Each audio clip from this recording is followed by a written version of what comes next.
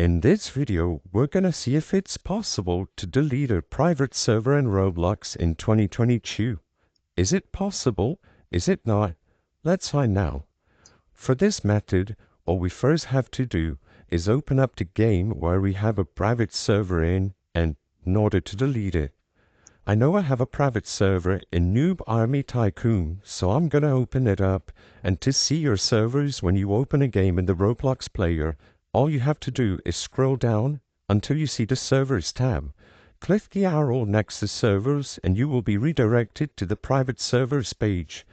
As you can see, I have a private server created, and if I click the three dots on the top right corner of this tab, I can click configure in order to see the settings of my server.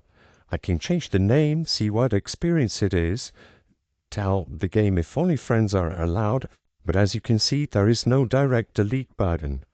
The only option we have is to disable joining. This way, the server is now inactive and no one can see the server and join, regardless of if they're my friends or not.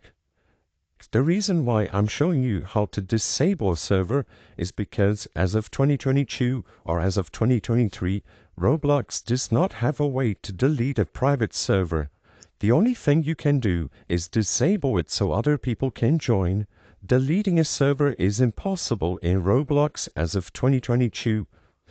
The purpose of this video is not to spread misinformation, but to let people be aware that this is the only way to not make a server available to join.